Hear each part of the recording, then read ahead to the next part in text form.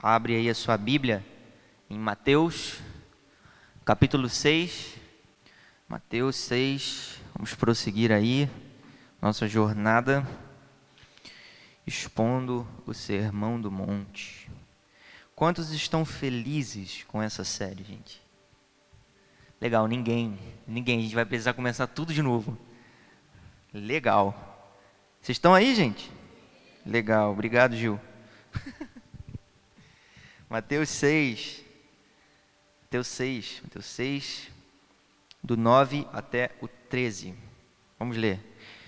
Portanto, orai deste modo: Pai nosso que estás no céu, santificado seja o teu nome, venha o teu reino, seja feita a tua vontade, assim na terra como no céu. O pão nosso de cada dia nos dá hoje, e perdoa-nos as nossas dívidas, assim como também temos perdoado aos nossos devedores. E não nos deixes entrar em tentação, mas livra-nos do mal, pois teus são o reino, o poder e a glória para sempre. Amém. Vamos orar. Curve a sua cabeça. Eterno, o Senhor é bendito, o Senhor é entronizado. Nós queremos pedir para que o Senhor derrame sobre nós espírito de sabedoria e de revelação, para que nós possamos compreender a sua palavra, a sua lei, e que essas palavras elas possam entrar no mais profundo das nossas entranhas e transformar aquilo que precisa ser transformado. Eu oro em nome do Pai, do Filho e do Espírito. Amém. Meus irmãos, provavelmente você conhece esse trecho que a gente orou. Talvez você já tenha falado ele na escola. Alguém já? A Líbina já? Num encontro, às vezes talvez num evento. Essa oração ficou conhecida popularmente como a oração do Pai Nosso, né? E essa oração do Pai Nosso ficou tão popular que a gente se distanciou um pouquinho do real sentido do que é a grandeza dessa oração. Então muita gente conhece, muita gente tem ela até decorada na cabeça. Tem gente que consegue fazer, decorou tanto que consegue recitar isso de frente para trás, de trás para frente, de uma maneira muito tranquila, né? Mas hoje a gente vai entrar um pouquinho em alguns detalhes dessa oração, porque é muito importante para a gente poder desbravar alguns trechos do que o Pai Nosso ele realmente significa, e o quanto isso nos ensina, e o quanto isso deveria ser a base da nossa vida de oração. Beleza? Vocês estão comigo? Então ok, então eu vou pedir só para vocês não dormirem. Eu quero, antes de entrar no Pai Nosso, entrar com vocês para falar um pouquinho sobre a oração. E eu trouxe aqui uma citaçãozinha. Essa editora é complicada, gente. A página não abre. Diz o seguinte: a oração impele-nos para a fronteira da vida espiritual. De todas as disciplinas espirituais, a oração é a principal, porque nos conduz a uma comunhão perene com o Pai. A meditação introduz-nos à vida interior, o jejum é o meio que acompanha, e o estudo transforma a mente, mas é a disciplina da oração que nos leva ao agir mais profundo e elevado do espírito humano. Esse livro eu indico vocês a comprarem, a ler, reler, todo ano ler pelo menos uma vez. Celebração da Disciplina, do Richard Foster, pela editora Vida. Depois no podcast vão ter que mandar uns livros para a Igreja Dose pelo merchan. Mas enfim, gente, oração é um exercício de fé, um exercício de espiritualidade e um exercício de amor. A gente tem várias disciplinas espirituais. Nós temos, por exemplo, o jejum, nós temos a adoração, nós temos a meditação, nós temos a hospitalidade. mais de todas as disciplinas espirituais que você possa imaginar, a oração, ela é a mais nobre. A oração, ela é a mais importante. E a gente vai entender por quê. Cara, na oração é um lugar onde a gente pode se despir de toda a máscara que às vezes a gente cria, de todas as duplas personalidades que às vezes a gente inventa. No lugar de oração é onde eu posso arrancar de mim tudo aquilo que os outros talvez vejam e tem certa impressão, mas somente no lugar de oração é onde eu sou verdadeiramente conhecido e conhecido por Deus. A oração, ela é essa disciplina. E se ela é uma disciplina, ela precisa ser praticada e exercitada. Por exemplo, alguém que, sei lá, joga xadrez. E essa pessoa precisa praticar o xadrez para ele poder melhorar. Nesse processo de prática vai ser exigido dessa pessoa disciplina. Disciplina, foco, concentração, força, determinação e tudo aquilo que você possa imaginar. Então, a oração, ela é uma disciplina e como toda disciplina, ela precisa ser exercitada. Isso implica o seguinte: uma disciplina na sua vida aí normal que você tenha, ela às vezes não te dá vontade de você praticar. Às vezes você não quer, sei lá, ir fazer um exercício e fazer alguma coisa que exija disciplina, e com a oração não é diferente. Por quê? Porque a nossa carne, o nosso homem natural nunca vai querer orar. Nós seremos forçadamente obrigados a irmos para o lugar de oração, mesmo quando a gente não quer orar. Porque não importa se nós não queremos orar, importa que nós precisamos orar. Por que é tão importante a oração?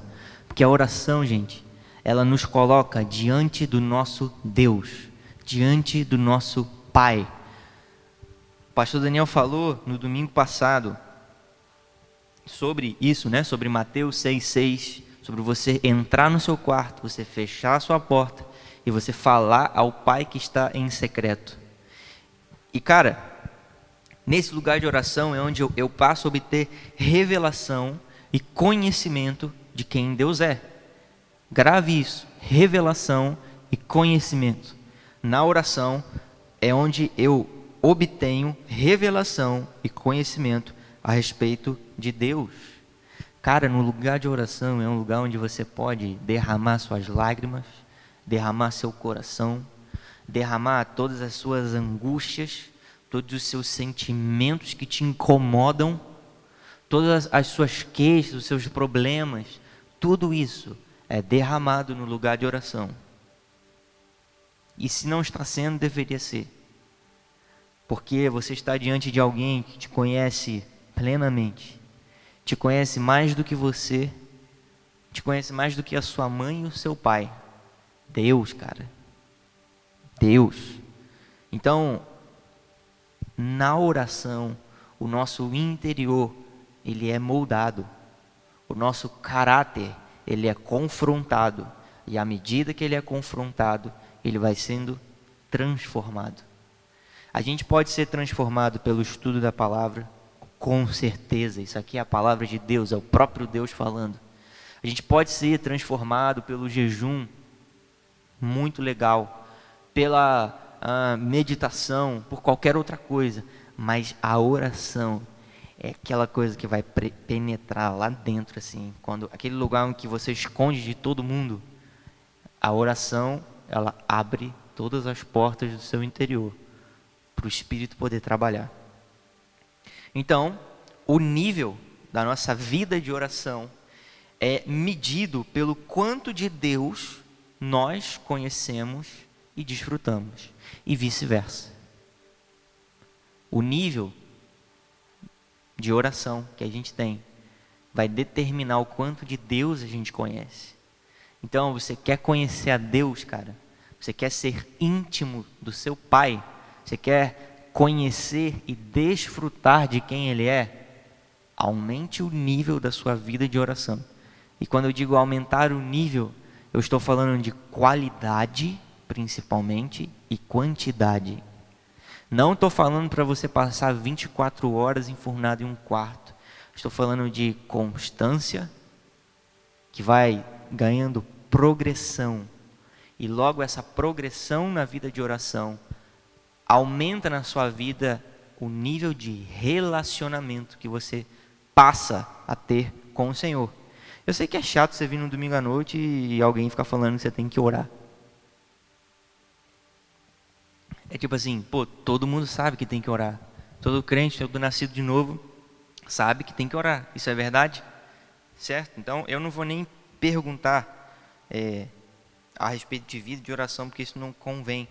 Mas eu quero ler algo que o Dr. Lloyd Jones ele diz a respeito disso. Dr. Lloyd Jones, gente, não sou eu. Tá bom? Então, essa é a mais extraordinária atividade da alma humana e por conseguinte, ao mesmo tempo serve de teste final da verdadeira condição espiritual de um homem. Nada existe que seja capaz de revelar tão bem a nossa realidade espiritual como o povo evangélico que somos do que a nossa vida de oração.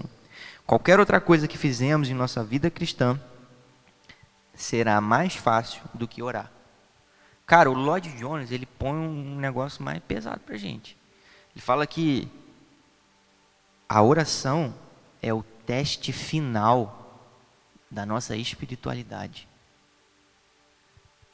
A oração é que vai medir o quanto espiritual nós somos, o quão saudável está a nossa vida espiritual. E aí ele fala uma coisa que cara, eu fiquei a semana inteira pensando nisso. Qualquer coisa que a gente fizer, tipo assim, dentro da vida cristã, vai ser mais fácil do que orar. Pregar é mais fácil do que orar. Cantar é mais fácil do que orar. Tirar a oferta é mais fácil do que orar. Ofertar é mais fácil do que orar. Sei lá, limpar a igreja, mudar o som, construir esse painel, tocar a bateria. Qualquer coisa que você imagine é muito mais fácil do que orar. Porque para você orar, meu amigo, você vai ter que ir contra uma natureza que é muito grande, contra uma voz que é muito alta, que é a sua carne. Então, a disciplina nos ajuda a, mesmo quando essa voz está muito alta, eu abrir a minha porta, eu fechar a minha porta e eu permanecer naquele lugar onde somente o Pai me vê. Amém? Então, se a gente não ora, a gente morre. E eu não estou nem exagerando aqui. Se nós não oramos, nós iremos morrer espiritualmente. Vocês estão felizes? Ninguém está. Legal. Mas é o seguinte, beleza, a gente tem que orar, mas entra num ponto que é muito importante. Nós não sabemos como orar. E nós não oramos como convém.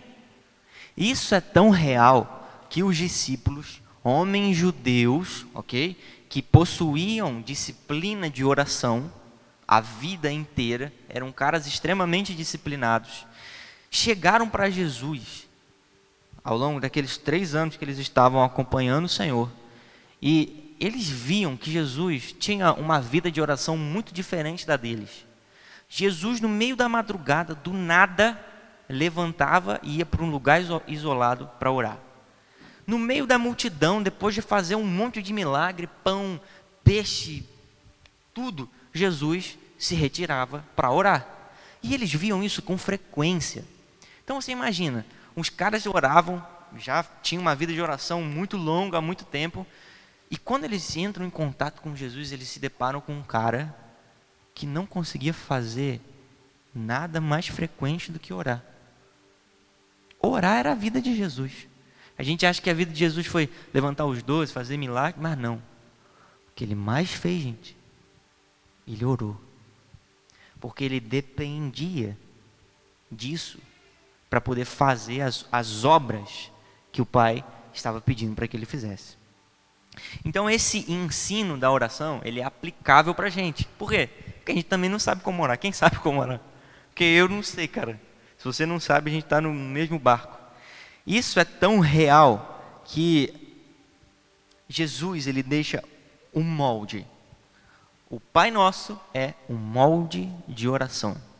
Existe um modelo de oração que deve ser seguido, certo? Se existe um modelo de oração que deve ser seguido, nós não devemos orar como nós bem entendemos, ou como nós bem achamos que deve ser. Existe um molde. Esse molde é a oração do Pai Nosso. Beleza? Então nós vamos analisar aqui, nós não iremos entrar muito a fundo em cada versículo, porque senão a gente gastaria vários domingos fazendo isso. E nós não queremos prolongar muito essa série, beleza? Mas vai dar para ter uma noção legal. E se você quiser ter mais noção, quinta-feira, às 8, mesa doxa. 9. Falhou. Portanto, orai deste modo. Como está na sua versão? Modo também? Seguinte forma, molde, forma. Pai nosso que estás no céu. Jesus, ele inicia essa oração com uma palavra que ele foi totalmente intencional. Pai. Ele poderia começar a oração com soberano Deus e eterno. Poderia começar com majestoso e glorioso Senhor, mas ele começa com Pai. Para que a gente possa entrar na comunhão dessa oração, a gente vai precisar entender para quem nós estamos orando. O Marcos Almeida, do Palavra Antiga, ex-Palavra Antiga, não sei se ainda existe, ele cantava uma música que falava assim: antes de falar com Deus, é preciso saber para quem eu oro. Antes da gente entender toda a oração, é necessário a gente entender para quem. E esse quem não é um ídolo, não é um Deus de barro, não é um Deus de ferro, madeira, ouro. Ele é uma pessoa. Ele não é um Deus impessoal, distante. Ele é um Pai. Ao mesmo tempo que ele é um ser cercado de glória, rodeado por fogo, assentado em um trono que queima, que possui rodas, envolto de um arco-íris como de esmeralda, diante de 24 anciãos que se prostram diante dele. Esse ser glorioso, ele se apresenta como nosso Pai.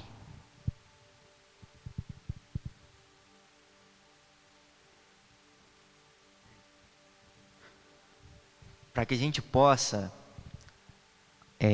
desfrutar e experimentar do que o Pai Nosso, do que essa oração, do que esse modelo, ele nos oferece, a gente vai precisar entender com muita graça e com muito temor que Deus é o nosso Pai.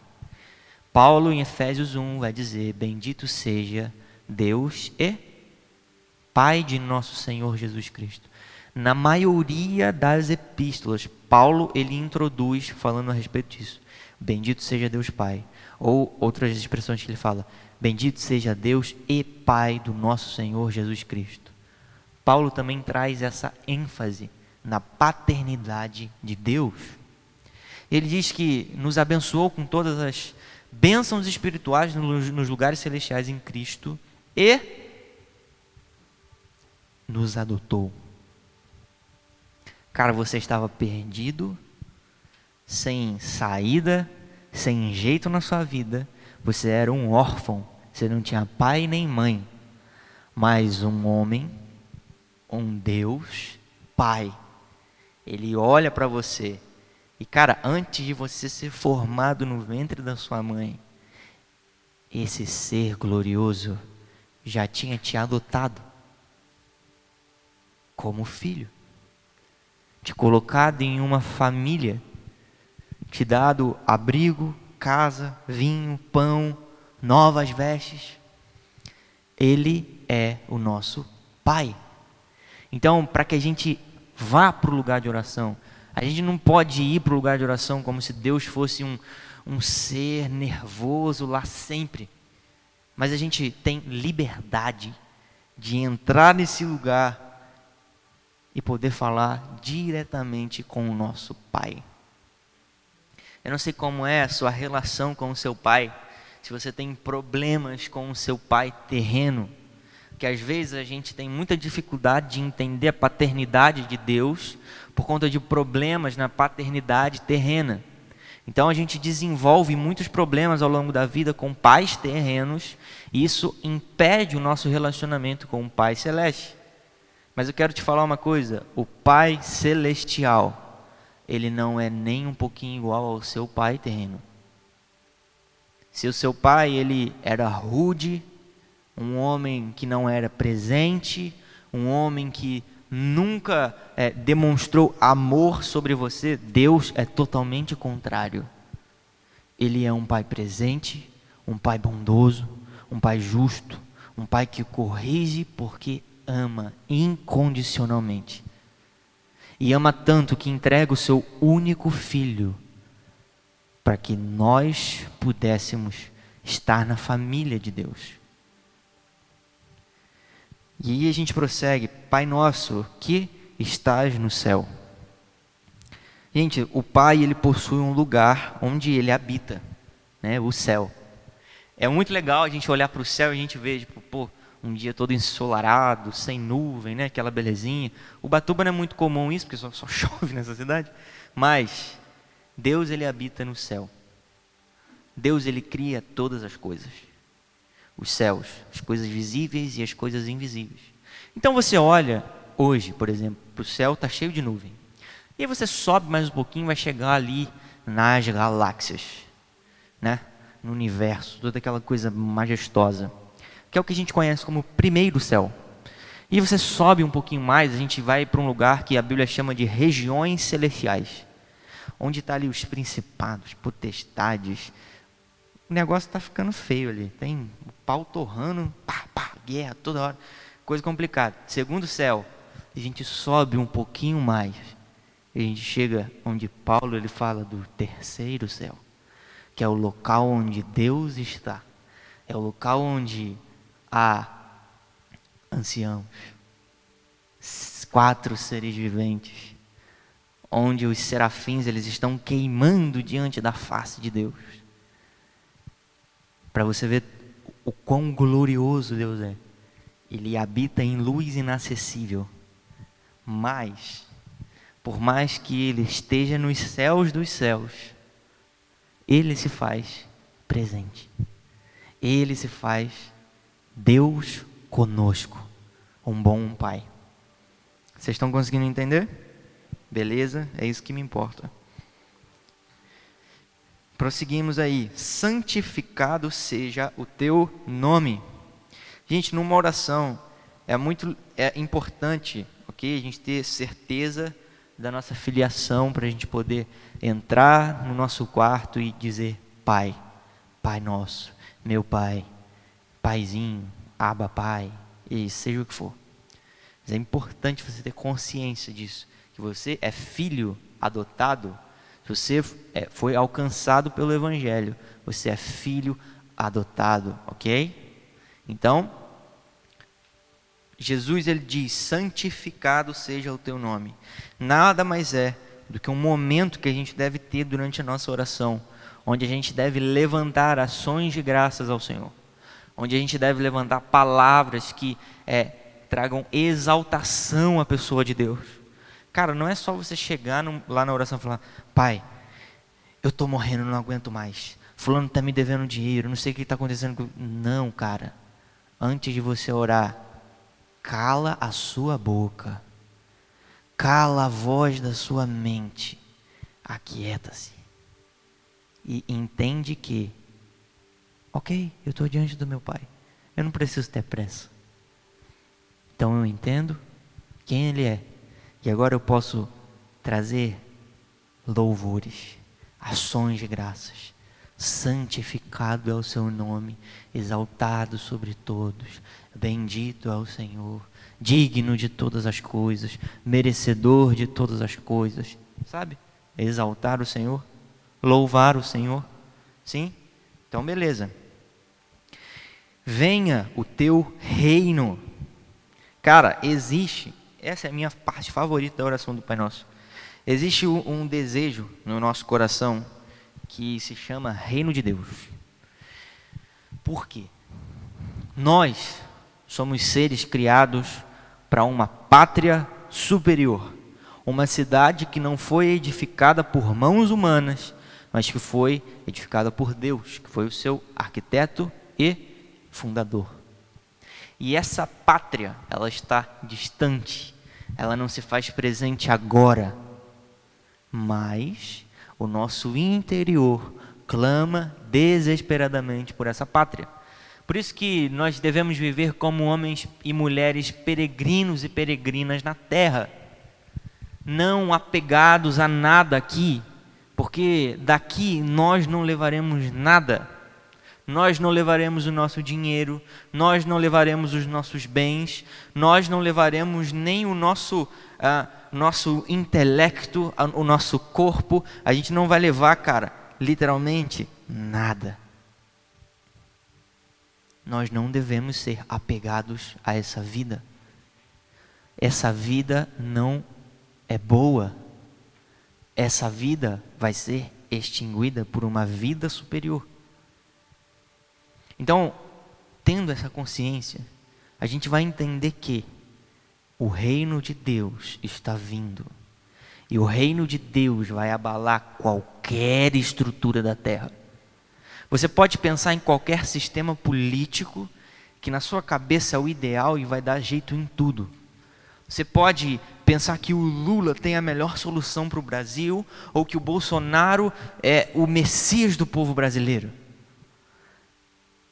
Você pode pensar que, cara, o capitalismo é a solução, ou que o socialismo vai ser o ideal da vida humana. Você pode achar, cara, que a Europa é o melhor reino do mundo, ou os Estados Unidos, ou a Austrália, ou qualquer lugar. Não vou falar o Brasil porque aqui... Mas, meu irmão, o reino de Deus, ele vai vir abalando tudo. O reino de Deus é o único reino inabalável. Você lembra daquela visão que Nabucodonosor ele teve uma estátua? Lembra? Pés de barro, eu não lembro a sequência. Tinha bronze, tinha ferro, tinha prata, tinha ouro. E de repente, do nada, blum, uma pedra. E essa pedra destrói essa estátua. O reino de Deus, ele vai vir como uma pedra. Uma pedra descontrolada para abalar o que é abalável e para restaurar aquilo que precisa ser restaurado. Então, prepare o seu coração. Prepare o seu coração e se une a essa declaração: venha o teu reino. Venha o teu reino. Eu não sei se você tem essa consciência. Deus é nosso Pai, ok? Mas Ele também é rei. Ele vai fazer do seu filho rei sobre todas as nações da terra. Cara, Jesus, Ele escolheu um local na terra para ser a sua morada. Deus escolhe Sião como sua morada e habitação. Meu amigo, você pensa quando todas as nações, todos os povos, todas as línguas se dobrando diante do Messias e dizendo: você é o Senhor. Nós não somos ninguém. Todo joelho vai se dobrar porque existe um rei. E esse desejo por esse reino, esse desejo por esse reinado de Jesus é tão presente que o próprio Jesus coloca isso no modelo de oração que a gente deve seguir. Venha a nós o teu reino. Ele não fala: venha a nós as tuas bênçãos, venha a nós as tuas maravilhas, mas ele diz: venha a nós o teu reino. Então, desejar pelo reino é a mesma coisa, gente, que desejar pela habitação terrena, habitação física de Jesus. Cara, você sente saudade da pessoa do Senhor? Eu não sei, cara, eu não sei, mas eu não consigo entender como as pessoas conseguem viver sem sentir saudades de Jesus. O noivo, o rei nos foi tirado. Existe um sentimento de luto que deve tomar o nosso coração, porque o rei não está aqui, certo? Então, Deus ele vai voltar para habitar com a sua criação para sempre. Então, quando ele prossegue dizendo: venha o teu reino, seja feita a tua vontade, assim na terra como no céu, isso é uma concordância com o venha o teu reino. Tipo assim, venha o teu reino, seja feita a sua vontade. Porque no céu, gente, a vontade de Deus é feita o tempo inteiro. Mas na terra, e aí? Então, a gente clama, por exemplo, e canta e escreve aí nos status da vida, Maranata, porque existe esse desejo no nosso coração. Então, a gente aqui, Pai Nosso, que é o verso 9, e o verso 10, a gente vai ver que são petições, não são petições, são declarações diretamente a respeito da pessoa de Deus. Agora a gente vai ver petições para nós, ok? Como pessoas, beleza? Verso 11: o pão nosso de cada dia nos dá hoje. Sabe quando Jesus ele diz que o Pai, ele não dá um pai terreno, ok? Ele não dá pedra para um filho se esse filho pede pão. Ou ele não dá cobra para um filho se esse filho pede peixe. Assim também é o Pai Celestial, e muito melhor. Porque se os pais terrenos, que são maus, né, caídos, depravados, fazem coisas boas para os seus filhos, quem dirá o Pai Celestial? Então, Deus, cara, é um Pai que vê todas as nossas necessidades. Todas as nossas necessidades. Eu acho muito bonito quando Agar, né? Agar, ela tá num deserto, se eu não me engano, tô esquecido. E Deus, ele diz para Agar e fala o seguinte: Deus te vê. Tipo assim, cara, quem que somos nós? O que nós temos? Nós somos poeira estrelar, mas Deus nos vê. Ele sabe de tudo que você necessita. Sabe aquele cabo do seu carregador que está estragando, que tu precisa? Deus sabe disso. Sabe aquela conta que você está preocupado daqui a 2 meses que você vai precisar pagar? Deus sabe, porque Deus te vê. Até nas necessidades minúsculas da nossa vida, Ele vê. Então, quando aqui está falando que, Pai, o pão nosso de cada dia dá para a gente, não é só o pão físico, o pão de alimento, mas é tudo que a gente precisa para viver a vida aqui na terra. Um emprego, saúde, moradia. Cara, Deus nos abriga, Deus nos dá pão, Deus nos dá vestimenta. E às vezes a gente nem olha para essas coisas com amor, com graça, e a gente não reconhece que tudo isso foi Deus. Às vezes a gente está igual o Nabucodonosor, sabe? A gente sobe assim no nosso palácio, que é a nossa vida, e fala: eu construí tudo isso. Ninguém é maior do que eu sobre os reinos da terra. Mas Deus, Ele abate os soberbos. E se nós não temos humildade, pobreza de espírito, para entender que tudo que você tem, cara, tudo, não foi você com a força do seu braço que conseguiu, mas foi Deus que fez tudo isso para que você pudesse conseguir. Nós não somos os atores principais da história, gente. A vida não é sobre nós, não. A vida é sobre Deus. Posso ouvir um amém? Obrigado. Já estava preocupado. 12. E perdoa-nos as nossas dívidas, assim como também temos perdoado os nossos devedores. Se a gente foi perdoado, se a gente foi justificado por Deus, a gente vai passar a entender que o perdão de Deus é para nós, ok? Todos nós, alcançados pelo Evangelho, precisamos entender o perdão do Senhor. E quando a gente entende o perdão de Deus, esse perdão invade a nossa vida, ele é transbordado para que a gente possa perdoar uns aos outros. Essa petição não está trazendo uma condição para a gente, tipo assim, eu só vou ser perdoado por Deus se eu perdoar, ou vice-versa. Não, isso aqui é tipo assim, eu fui tão perdoado que eu não consigo conter perdão. Ok? Último versículo, para a gente caminhar para o fim. E não nos deixe entrar em tentação, mas livra-nos do mal. Quem aqui tem tentação? Você? Você também? Legal. Tem um pessoal que não tem, então depois vocês me ensinam, por favor.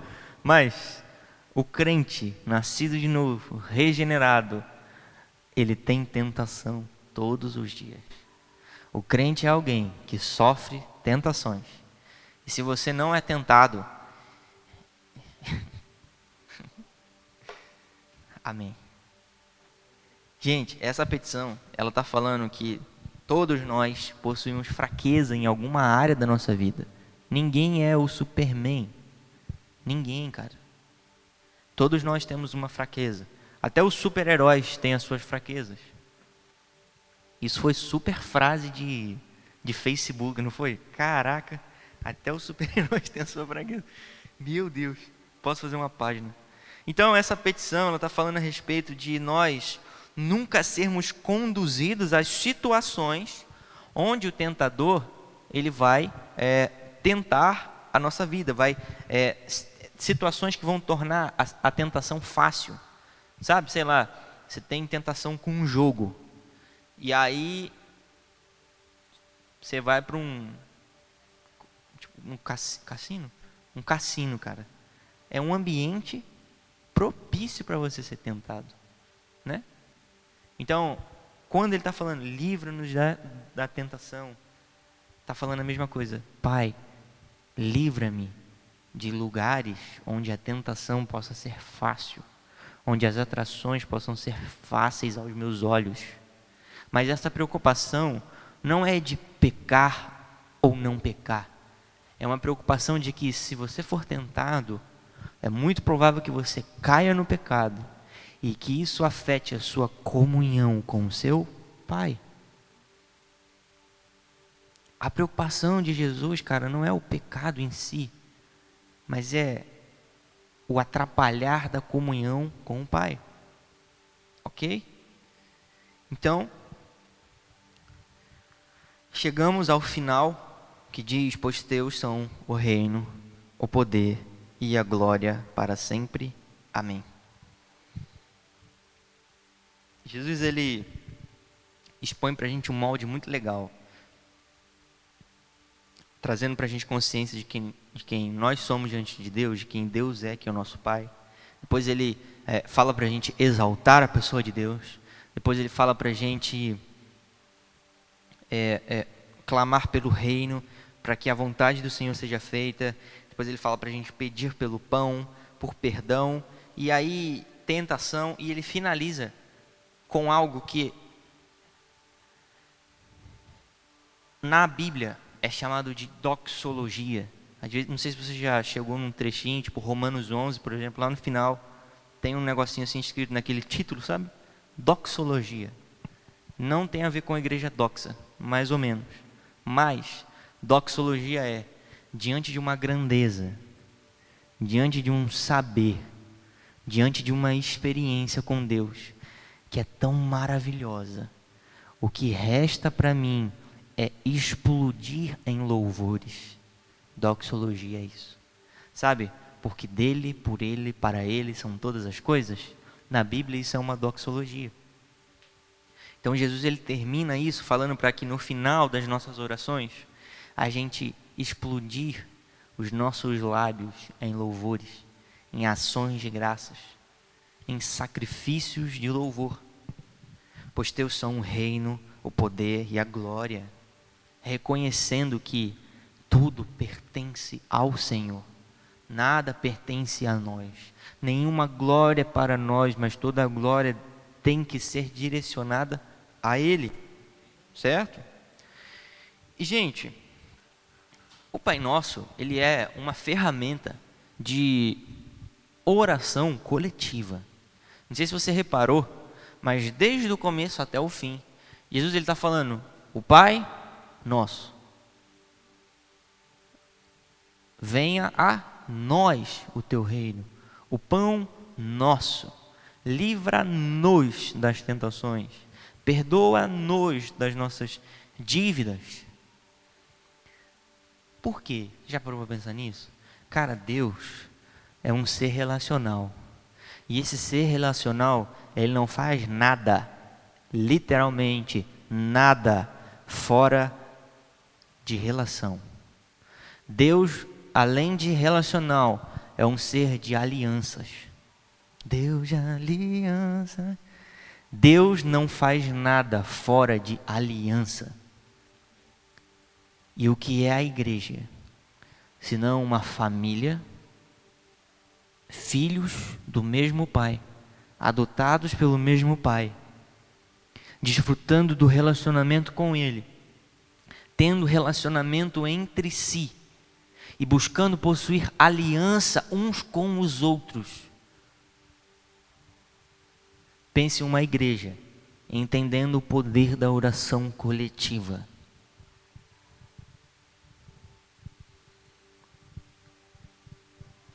A oração do Pai Nosso, ela nos ajuda a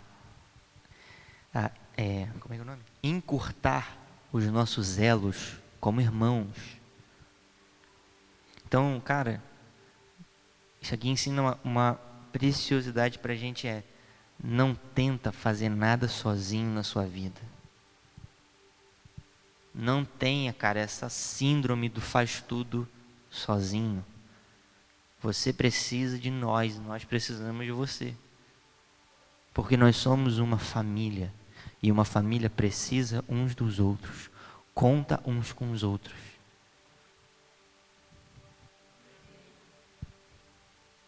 Então, para a gente finalizar agora de verdade,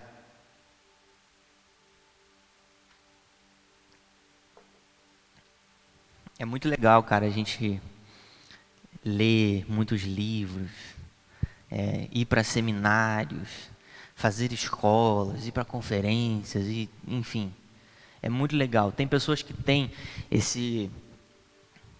essa coisa dentro delas, assim, de querer conhecer, de buscar conhecimento.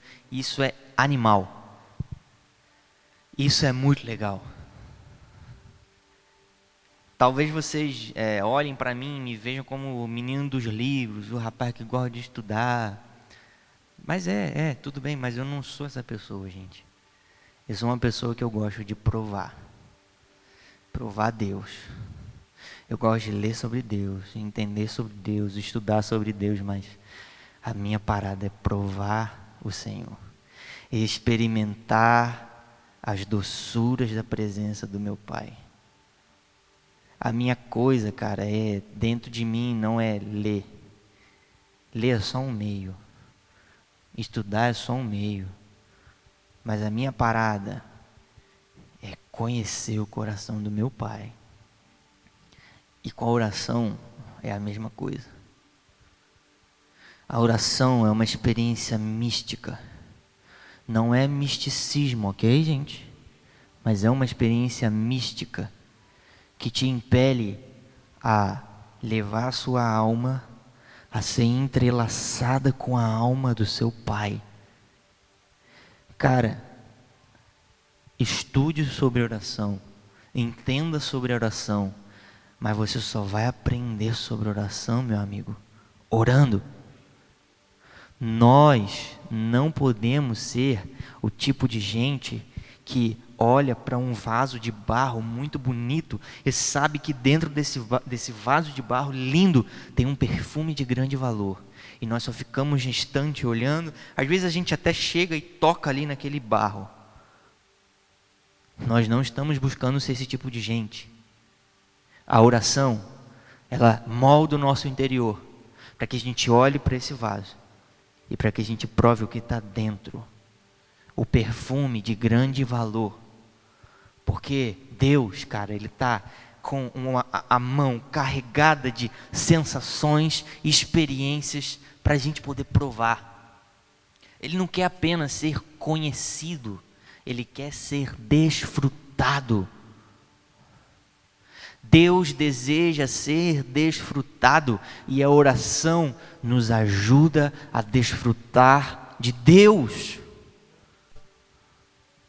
Não adianta a gente só entender de forma mental, de forma racional o que é a oração e para que ela serve se nós não entrarmos nos nossos quartos, não tirarmos um momento do nosso dia para a gente poder ter uma experiência mística com o coração de Deus.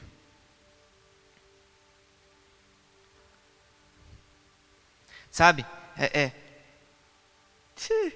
Entender Deus é a minha delícia.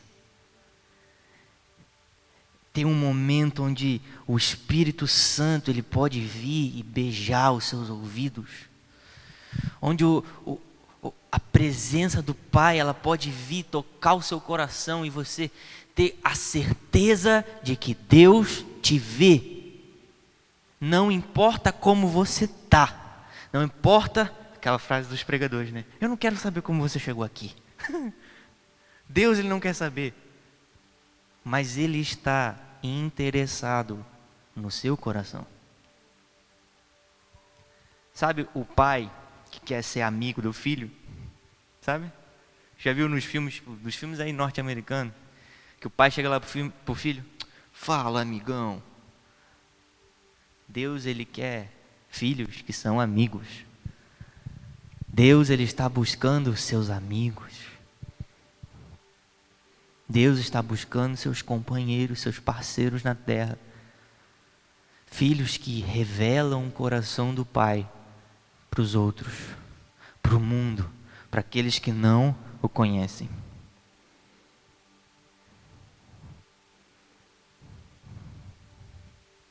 Deus, Ele quer ser experimentado, gente.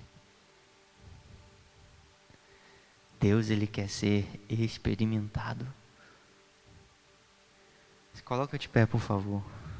Eu fico muito feliz se apenas um aqui, dentre vocês todos, sair daqui com vontade de orar. Se uma pessoa tiver com vontade de orar, eu já fiquei muito feliz. Eu já me sinto aqui com um dever cumprido. Mas, cara, não se limita somente a olhar para o mel. Ok? Tem a ambição violenta de querer tocar no mel, provar do mel, se lambuzar com o mel, ficar totalmente marcado pelo mel e entender que, poxa, se eu nunca tivesse provado esse mel, eu não saberia o que é isso. E às vezes eu saberia dizer que ele tem tal cor, tem tal forma e está em tal lugar, mas eu nunca iria provar. Eu quero finalizar isso aqui com uma oração. Vamos orar, curva a sua cabeça.